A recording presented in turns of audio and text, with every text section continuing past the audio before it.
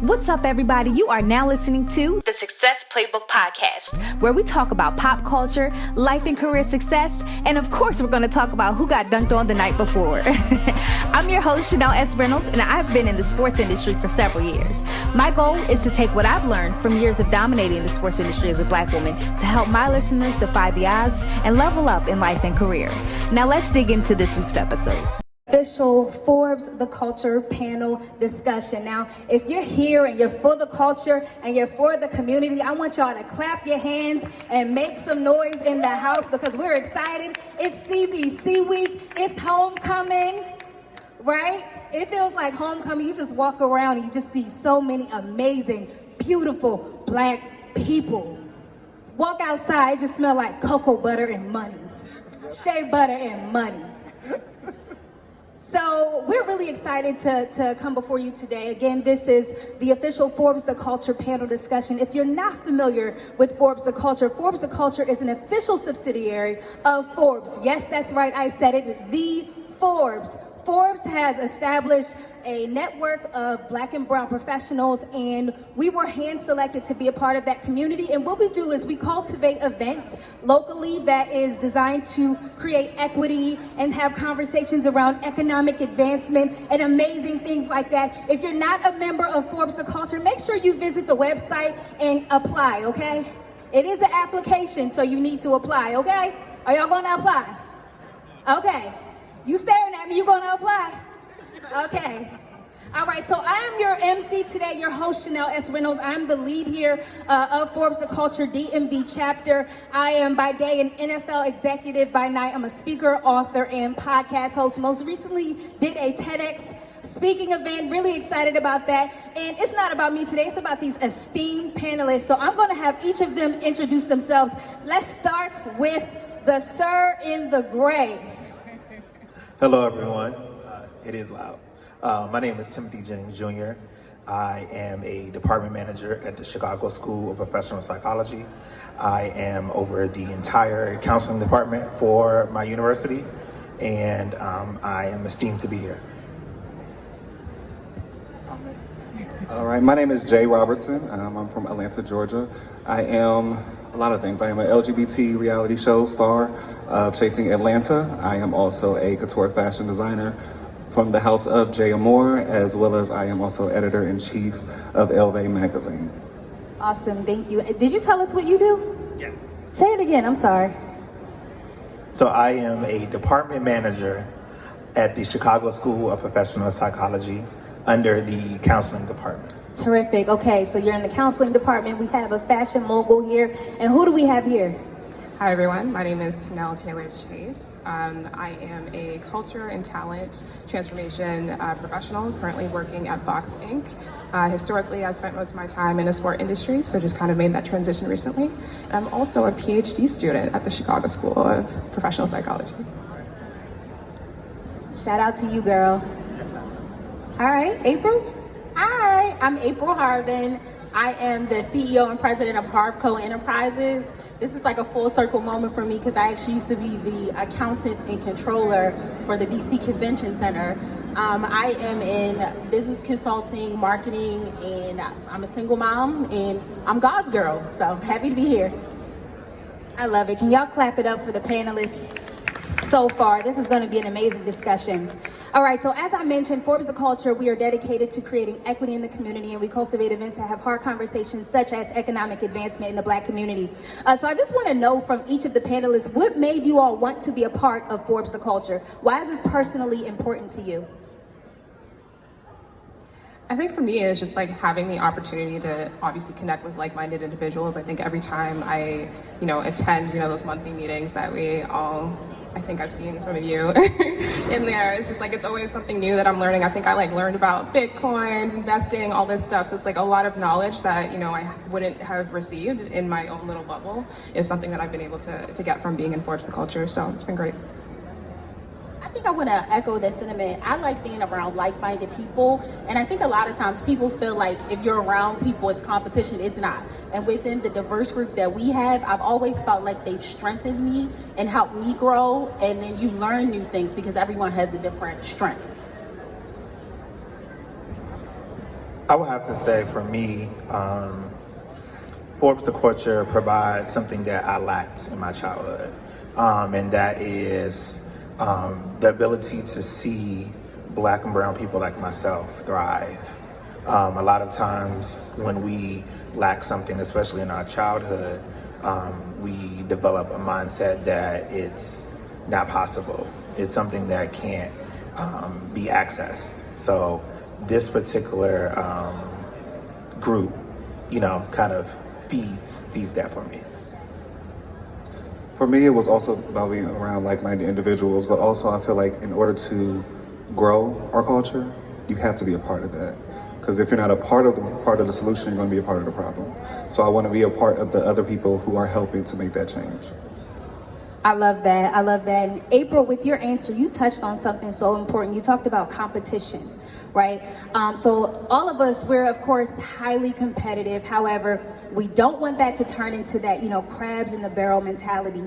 And I've heard that, amongst us, among certain groups, there can be a certain mentality of, crabs in the barrel. So let's talk about that a little bit. Let's talk about competition, because me personally, I would not be where I am if it wasn't for people pulling me up. Competition is, that went out the door. We were all in this together, and we all made sure that we put each other on. So let's talk about that. Let's talk about the competition piece and that crabs in the barrel mentality. I would say for me, thankfully, I didn't experience that. I went to Clark Atlanta University, a HBCU in Atlanta, Georgia, and I majored in psychology. And from that experience alone allowed me to not only tap in who I am as a Black male, but also how I can impact my community just surrounding from the campus.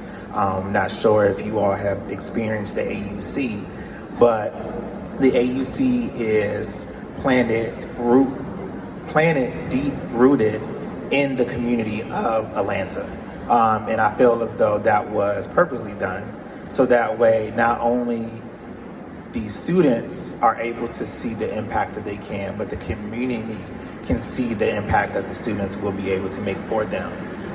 And I think that you touched on a very good piece in terms of the Black community and this also slave mentality of crabs in the barrel, and thinking that there is some type of hierarchy that once obtained, I'm over this, amount of people. But when you get to a level of success and contentment within yourself, that no longer matters.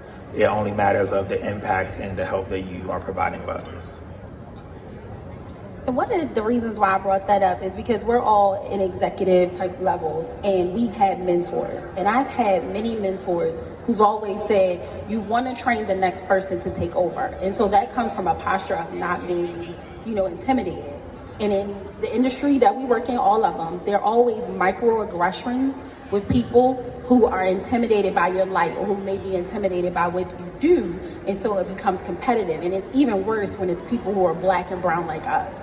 And so I go from a posture of service. I put God out there first, because you sometimes have to reduce so you can be increased, instead of being like, let me get it first so he don't get it. Let me get it first so she don't get it. No, you're pushing yourself back. If I can help somebody, I want to do that, because in turn, if I need the help, I want to be able to have someone help me.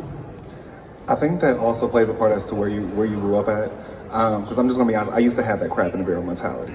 But for me, I grew up in Columbus, Ohio. There weren't a lot of Black people in high positions. It was always that token Black person. So where I was from was like, we gotta do that, because I gotta be that token Black person. So I gotta have that crap, because I can't help nobody. I gotta focus on me. I gotta focus on me. When I moved to Atlanta, I'm like, oh my God, it's a whole bunch of Black people succeeding. Like, it was something that I was not used to.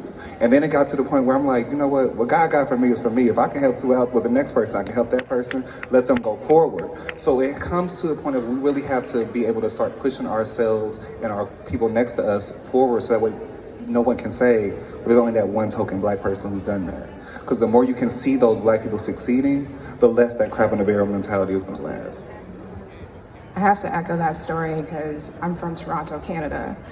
So in Canada, we have this whole story about how we're so diverse, and it's like honestly not the truth. So in a lot of cases, when I was Drake was lying. I mean, we got some parts, but that's not the professional landscape doesn't really look like that. So like a lot of times when, you know, I was getting into like corporate Canada, I guess you could say, and like starting to get higher in my career, I realized that, you know what, that tokenism is real.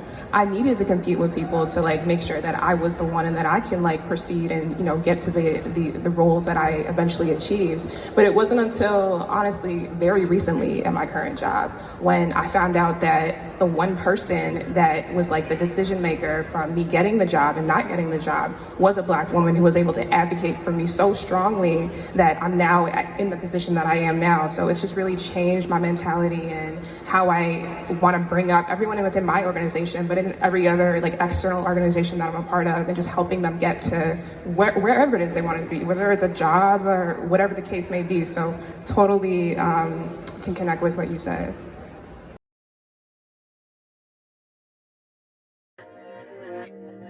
Here's the thing. We're all going to go through failure. The question isn't if you'll go through. The question is how you'll go through. Will you allow this moment to make you or break you? Will this circumstance make you bitter or make you better? Grab your copy of The Art of Taking L's to understand the breakdown of my personal concept, The Art of Taking L's. This book includes biblical and practical principles to help you effectively navigate through life and career changes. More importantly, the book shows its readers how to embrace adversity instead of running. You need this in your life. Grab your copy at www.chanelsreynolds.com. 100%. And just to echo everyone's sentiments, I always approach my career journey as I have one hand up and I have people advocating for me and pulling me up, I keep one hand down here behind me, making sure that I'm pulling people behind me to come to the table and to have the same pathways that I've had. So 1000%. I wanted to address something that you spoke on, which is HBCU. So I am a proud HBCU graduate of the Delaware State University, and I think that my HBCU career journey, my experience, being on the yard, being Greek, everything, all the experience that I got attributed and created me into the person that I am today. So whatever university you attended right now, I want us to go down the row. If it's an HBCU, tell us how that allowed you to become who you are. And if it wasn't an HBCU, tell us how that experience built you into who you are as well. Yes, so again, I am a proud alumnus of the illustrious Clark Atlanta University.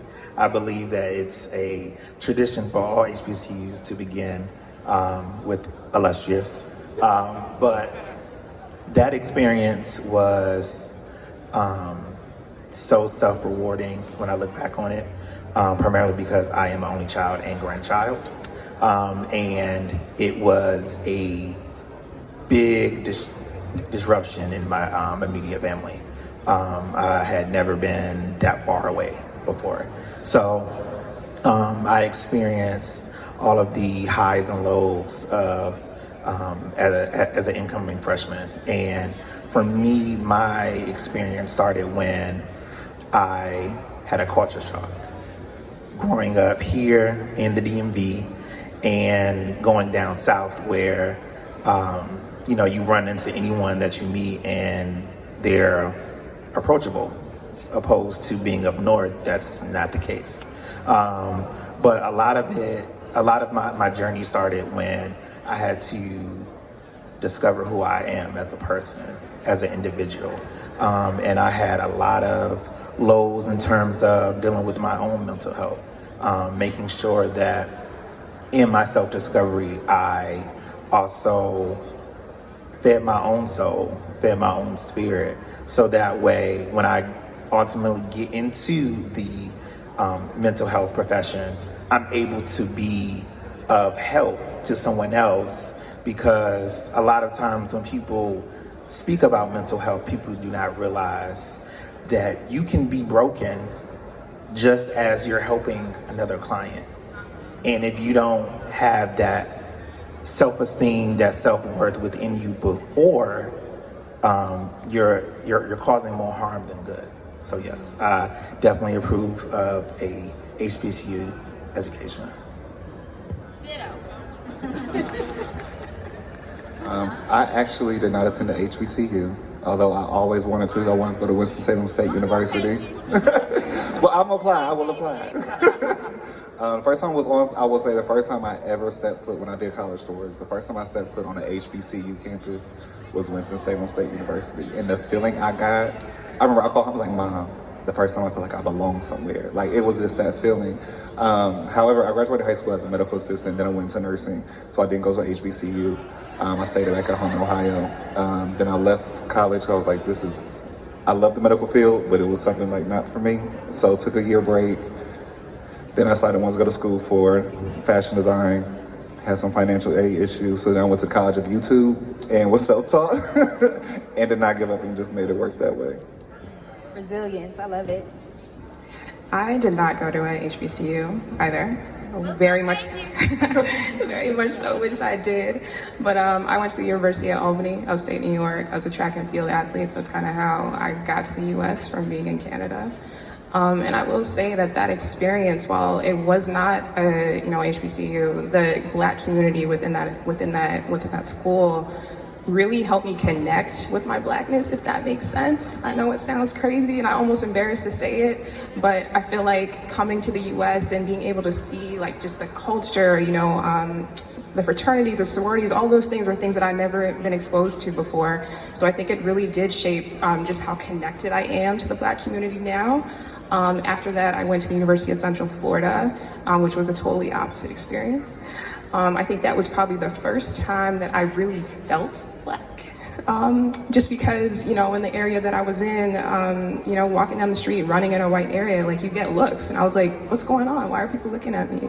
And, I had to reflect and realize, that's probably part of what it was, just being a minority in a predominantly white community. But yeah, overall, it was a great experience. And I got my MBA from there. And I think that really paved the way for where I'm at right now professionally. So I too did not go to a HBCU. I watched A Different World and I wanted to go. You'll still take me? I went to, it was called Villa Julie at the time, but now it's Stevenson University, and I was thrust into that because of, they were trying to get a quota. So I went, but I will tell you this, I am vicariously living my HBCU experience through my sophomore son. He's at Norfolk State, and I keep telling him, Mama's coming to homecoming. He's like, please don't, just don't. And then also, I've been able to experience the culture of HU, and I know, and it was awesome. So I advocate for it because, again, it's a collective community. And if I would have known that when I was just out of college, I wouldn't have gone the route that I did. I would have gone to an HBCU. But yeah, I'm living my best life now through him. I just want to echo, I am so supportive of everyone who decides to put their kids through HBCUs and everything like that. And I will say that every single one of my friends that went to a HBCU, it's so contagious, the amount of confidence and the way they carry themselves and how they show up in different spaces. It just makes me so jealous. So I just had to say that. No, I love that you touched on that because I feel like you can literally smell an HBCU graduate coming to the room. And I mean that in the best way possible. Like, we walk in with a certain confidence. This is that. I said what I said, and you gonna like it because I'm an HBCU graduate. So yes, 1000%. It's like your confidence skyrockets after attending an HBCU. So, while we're here, I just want to get everyone's opinions. No judgment, but I'd love to hear your thoughts on the young woman that started the majorette group on the campus of her PWI. I think it was USC, if I'm not mistaken. It's causing an uproar on social media. Yeah, so a lot of people are upset, a lot of people are supportive. So I just want to hear everyone's thoughts. Okay, so I saw a little bit of it, and I'm all for it. I think that a lot of times when we go into spaces and we create the culture, people have things to say, but when they come into our culture, we're supposed to be like, oh, well, you're sampling it. So I'm all for it. I think she had a lot of confidence to do that, because I'm sure she's getting a lot of looks from what I saw, but I love it.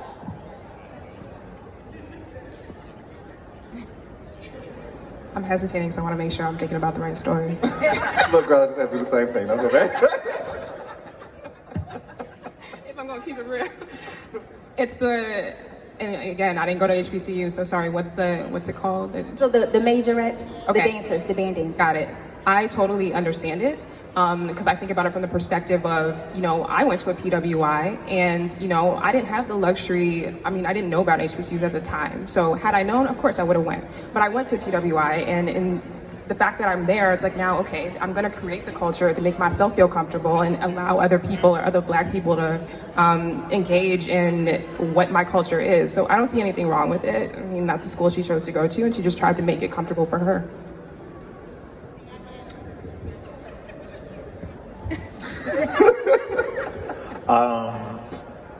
So I do have thoughts.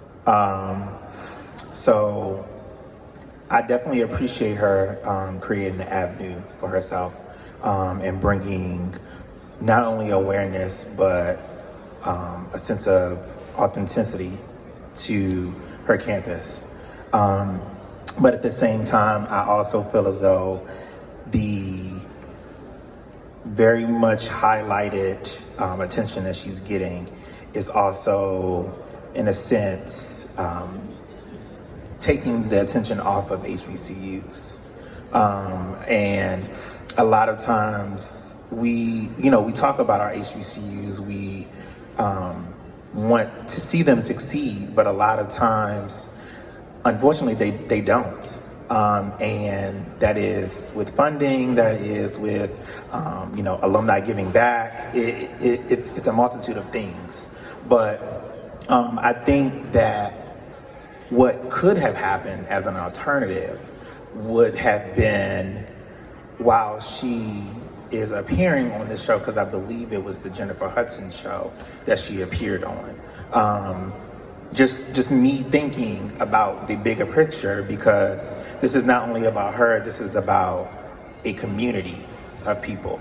I would have said, okay, well, I'm going to come on this show, but this is the condition I have.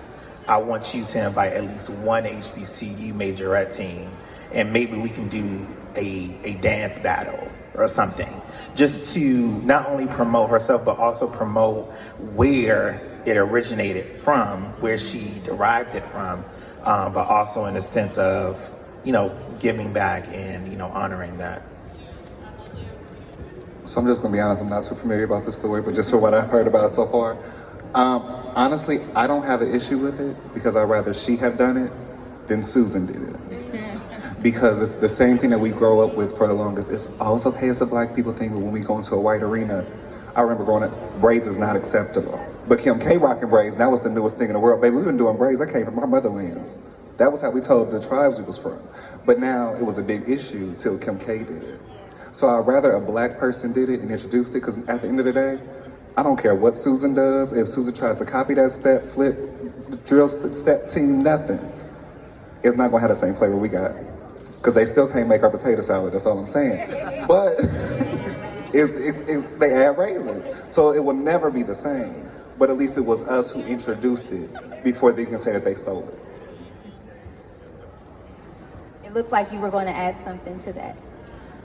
Yes. So I definitely agree. The potato salad? No, not that. We all agree with that. Not that. I definitely agree, because a lot of spaces, especially in the entertainment industry, there is not a lot of us in it. And those individuals that look like us may not be of us. And, something that I kind of walk with is all skin folk ain't kinfolk. And a lot of times that's kind of hard to process. That's really hard to digest. But unfortunately, this is the space that we're walking in.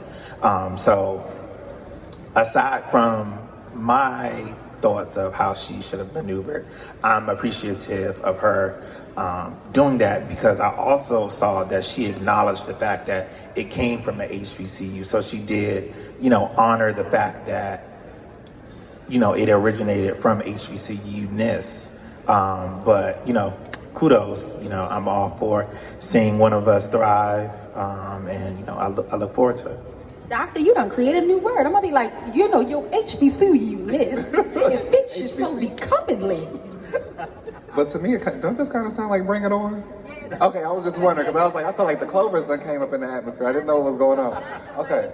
I mean, that's just what it felt like. It was like. Not the toros and the clovers. Exactly. Okay. Awesome. Well, I really appreciate you all for sharing your opinions there. Yeah, as your moderator, I won't share my opinion. Moving on.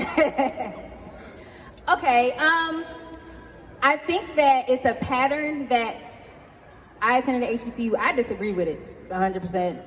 And my brother over here attended the HBCU, and he was more leaning on the disagreement side.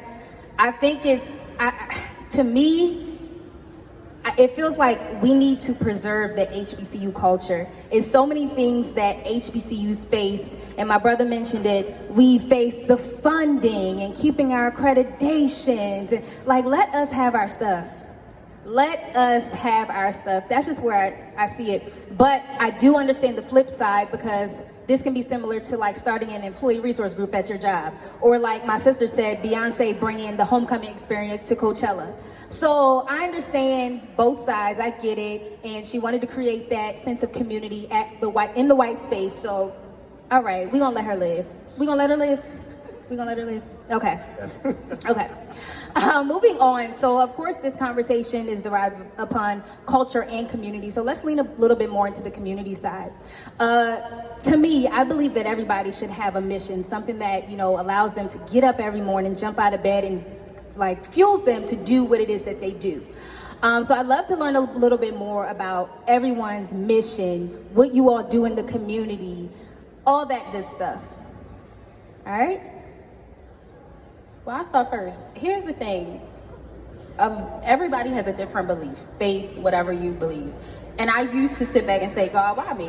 Why did you choose me to have this life? But one thing that I learned is that you go through what you go through to usher someone else into the next level. So I'm cognizant in saying that I'm a successful single mother, because there are other people who may be out here like, I don't know what to do.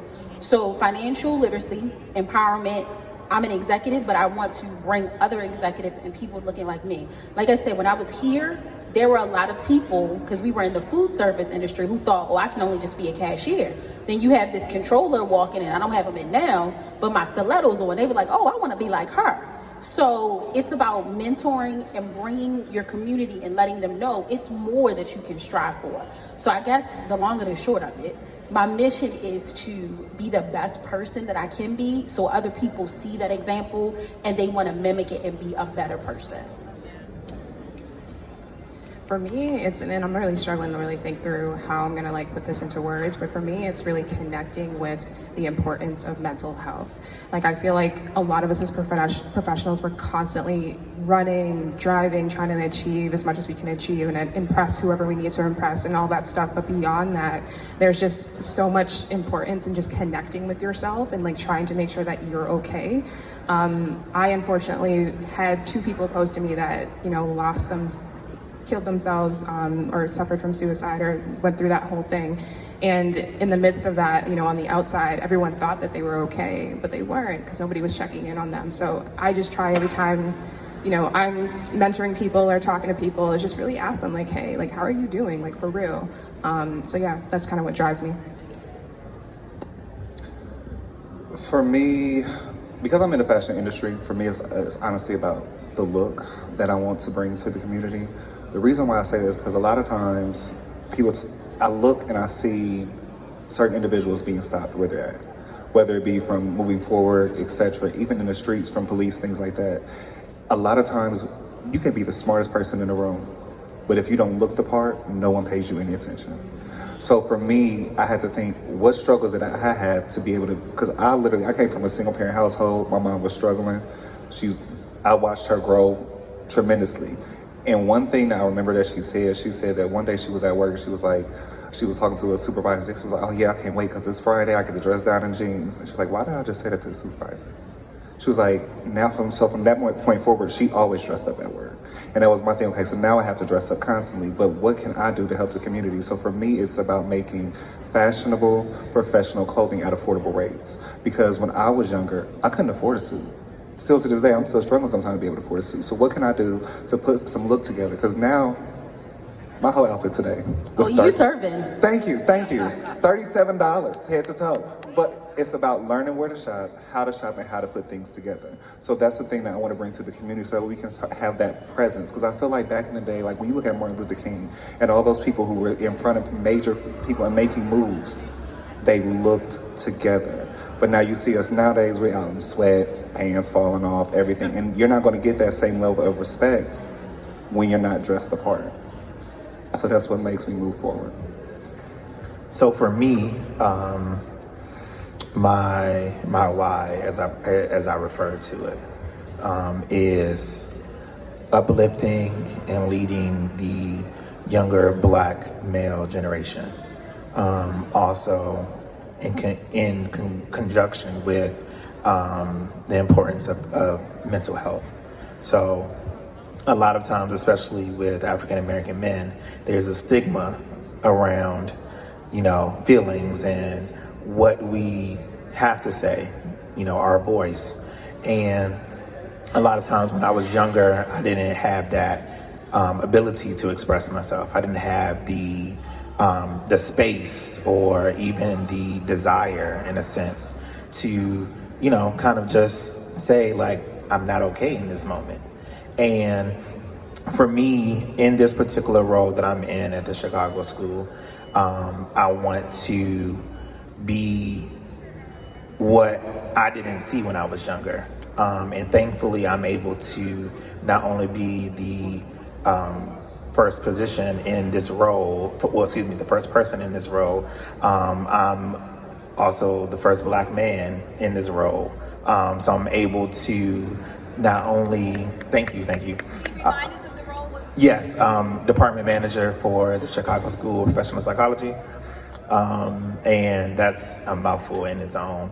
But I want to be able to show any individual, not only just Black, but all spectrums of, the colors, that we can do anything that we set our minds to. And just because we do not see, a representation of ourselves in it, doesn't mean that we can't be the first. We can't step into that role. So yeah, that's mine. I love that. And I love all of this representation of the Chicago School. So my sister actually graduated from the Chicago School. Dr. Shonda, she right there in the front row, in psychology. So yeah, again, going along the themes of community, I really want us to touch on the idea of mentorship, because I believe that, it takes a village, not only. I hope you're enjoying this week's episode so far. If you haven't already, be sure to grab your copy of The Success Playbook, written by yours truly. This book shares with readers some of my secrets to success, including understanding your power, being intentional, unleashing your beast mode, and my ultimate favorite, the art of taking L's. Grab your copy at www.chanelsreynolds.com. To raise a child, but to have that successful career and to thrive, So I'd love to hear about, how mentorship allowed you to get you to where you are today. So I'll just start off. Mentorship was vital, especially because I didn't have a father figure in my household. So that played a huge part in my development. So when I went off to Clark Atlanta, that's when I started to interact with other African American males that, were a mentor to me. And the most important thing that I realized is that you don't have to be 10, 20, 30 years older than, the person for them to be a mentor to you. It's about a person that is dedicated to invest in you, to show you something brand new that you weren't previously exposed to. And I would have to say mentorship is something that I love to advocate for, especially in spaces like this. And, just kind of meeting you all are for me, mentoring me on different things that I haven't learned before or I don't have a previous knowledge for. So you don't have to have all of these list of accolades in order to be a mentor. And I just think that people need to more so rely on being able to cultivate rather than separate. I completely agree with what you said, but to piggyback off that, when you said about who can be a mentor, when I got to Atlanta, I mentored for two very known, well-established celebrity designers. One of them, I learned everything I needed to know in reverse. Because every single mistake, I'm sitting there like, why would you do that to your client? But I'm learning from you what not to do. So it's very important to learn that you can learn and be mentored by anybody. Don't think, oh, I have to be mentored by the president of the company, because sometimes the president of the company ain't gonna give you the real. So when you are mentored by some of the wrong people is when you're gonna learn the most, because you're gonna learn exactly what not to do.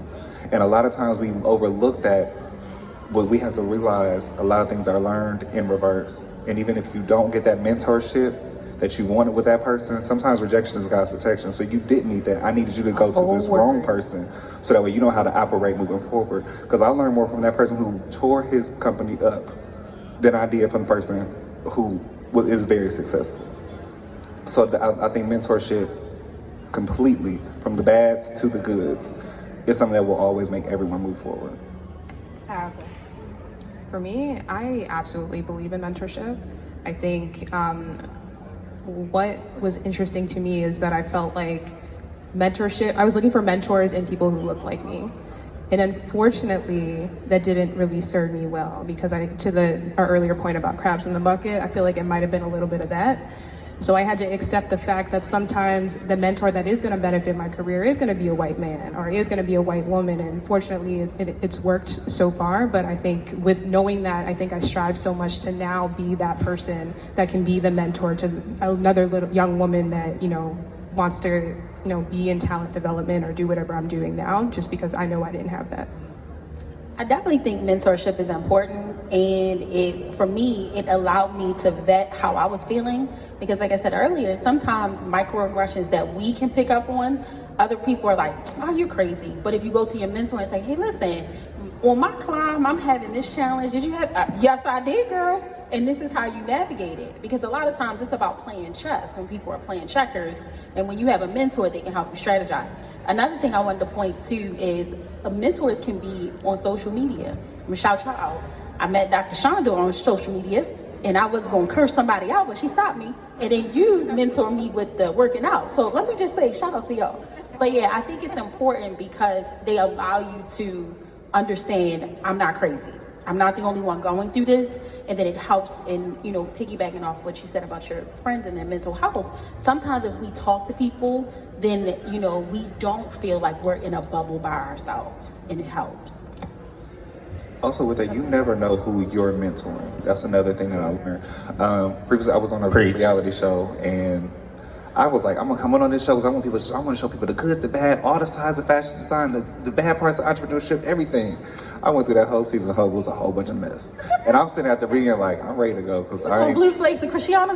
No. Listen, I'm ready to go because I feel like I ain't touched nobody. I opened up my DMs after that reunion air, and I had so many people was like, you don't know how much I look up to you because da-da-da-da-da. I was literally stopped by somebody coming in this morning. It was like, I watched you on the show. I was like, you ain't here, you watched me, girl. Our TV show get a little ratchet. But like, you really never know what impact you're leaving on somebody that you have never met.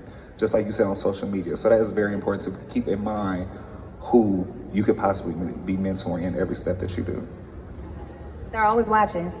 They're always watching, whether if they say it or not. How are we looking on time? 6:48. Okay, so just a couple of minutes. Just a quick pivot back into culture. So we all remember the tragic summer of 2020 with the murder of George Floyd, and it was publicized. At that time, a lot of companies stepped forward and made these public statements, and even companies that didn't have diversity and inclusion initiatives, they started to implement them. So I just wanted to get the thoughts of everyone on the panel. Do you think it was legitimate? Do you think it was performative? And what can these companies do better to better engage their Black people within the office? So I'll start. So some of them, I do think they were beneficial. Some of them I do think were performative. It was like, okay, everybody else is doing this, let me go ahead and start this. And how I judge that is based off of not just the lip service, about the actual getting in community, because at the end of the day, investments, when you put your money up, that lets me know that you definitely want to move us forward. And a lot of them are just like, oh yeah, diversity, diversity, and you don't see anything as a follow-up or an action plan. So That part. Yeah. Resources. I love that. Okay, I'm gonna have to respectfully disagree a little bit. Because some companies, Chanel, Gucci, you wanna put some money, that's nothing to do. What action are you doing? Because for me, you can say, oh, we're all about inclusivity and all this stuff or whatever. But let's talk about H&M when they had the boy and the monkey. You don't have black people in the room because a black person would have stopped you right then and there. Same thing with Gucci. You don't have black people in the room, or you would have stopped. They would have said, "What is this?" We stopping it in the tracks. So I can throw you a couple million because I got it in my pocket. And that's a tax deduction. But what actions do you have? Who do you have that represent us in that room? Because I don't want to say this 100% sure, but I believe if it was not, it was one of the major celebrities. I want to say Beyonce. When she walked into the room to do her collab, it was Nike or Adidas. She walked in, she said, why is there no black people in here? And turned around and walked out. And they had to rehire. Now, don't quote me because it might have been Beyonce, but it was one of the higher ups. It was Beyonce, okay. So my thing is, it's moments like that. Oh yeah, they sold out some cash, but you really didn't move forward. So it's about the action behind the scenes. You can throw some money in my face all day long, but what you're doing behind the closed doors is what really matters. For me, I would have to say that I definitely agree with what has already been said from the panel. And for me, it is so imperative to see people like us in spaces that make a difference. And I'll use the Grammys for an example. They just implemented their diversity team. And one of their directors is, shameless plug, an alumni of Black Atlanta University. And for me, it's good to see someone that graduated not only from my school, but also looks like me. And she's also a female. And for me, I would have to say the event of George Floyd was one of the most heinous things that I've ever seen in my life. And unfortunately, that was a wake-up call that needed to happen in the sense of for people to think differently about things that they would have normally never would have thought about. And unfortunately, that is something that happens in each of our lives on a regular basis. If something doesn't happen to us in a major way, we may not have a thinking or a forward thinking to say, well, let me go ahead and change that. Or maybe let me look at something a different way and maneuver a different way. But I am very much confident in everything happens for a reason. And everything happens in God's divine will, because with these different changes from companies actually happening, it is sparking conversations that normally would not have happened. And for Beyonce to go ahead and use her influence in order to shift the room, that's something that we can actually do on a normal basis. But a lot of times we're fearful of retaliation. We're fearful for losing our livelihood. But at the same time, how much are you willing to give or even lose in order to open up a path for someone else? I love that. Let's clap it up for that answer. It is truly an honor to be before so many people right now in the audience. And right now we want to take questions. Questions from the audience. Yes, ma'am. Thank you. Okay. Hi. Hey everybody, my name is LaTanya Pegues, and I'm a proud graduate of Howard University, which is historically black college right down the road on Georgia Avenue. Actually, I'm a member of Forbes The Culture, one of the first members back in the day. So I didn't know you all were here, so I was like, what? I'll be right back. So I guess that's more of a comment question. The meetings that we have monthly are pretty incredible, and like, wow, I learned so much myself when I can make it, because I'm busy too. But if you all could give some people some advice, who are listening or who are live here in the Convention Center in Washington, D.C., about ways to really make that network work. Some people are hearing about it. There's a lot of rumbles about it. It's been around for a couple of years. The history of how it all got started is pretty incredible. So you may even just want to share some of that. And that also could potentially encourage other people, to your point, about the courage and the ability to be like, you know what, I might lose my job, but I'm going to do the right thing. So just this whole thing, the fact that like Forbes has like a culture arm that looks like us and it's all about us, that is some pretty courageous, I can't think of the brother's name who was all about that, but that takes a lot of courage to be like, look, what you gonna do? And we're gonna hold you to that. So I think that is a missing piece as far as like the next part. Of course, back in 2020, everybody's like Black Lives Matter, and of course they do. We're gonna, put our money together, and there's actually a study that showed now that like maybe 60% of those funds that they said they were going to give, it's maybe more actually, are not even allotted. So it's like, who's going to be the courageous one to go back and say, okay, I'm wrapping up. But who's going to be the courageous one and say, hey, you guys said you're going to do it, show me the money. So just a little bit about more of Forbes The Culture for people who may be watching, who've never heard about it, and then also, that courageous piece in that part.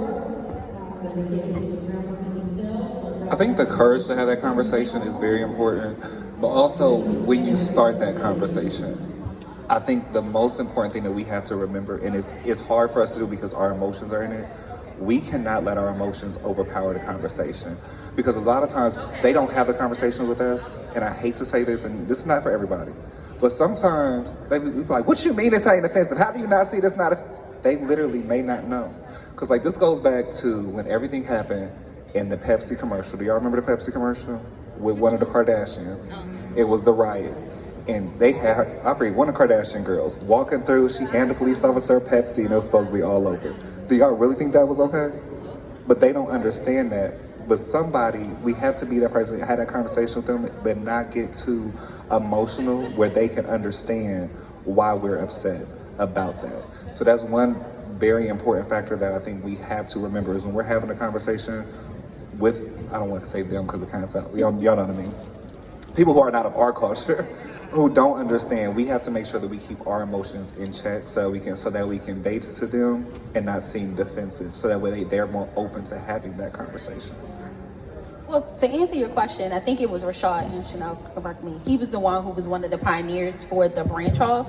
And as far as I think the idea behind it, from what I've seen and from what I've been a part of, is to basically have us be a part of that greater organization, which is Forbes. Everybody's like, I'm making it to Forbes, I'm making it to Forbes. And then, you know, linking with the like-minded people who have made it to the upper echelon to actually be featured in Forbes. So for people who don't know, it's a grander scale of networking for people who have the education, the financial literacy, all of those things combined in one, but giving us a space to actually, you know, show our talents collectively.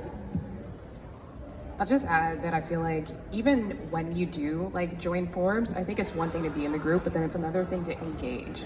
I think there have been so many times where I've joined a group and it was like, yeah, you know, this is fun, I have a community, but even just this panel here, like, you know, going into, we have a Slack channel and having the opportunity to kind of have a smaller community within Forbes, it's just nice to kind of network and, you know, just get to know what other people are doing. So engage, don't just join.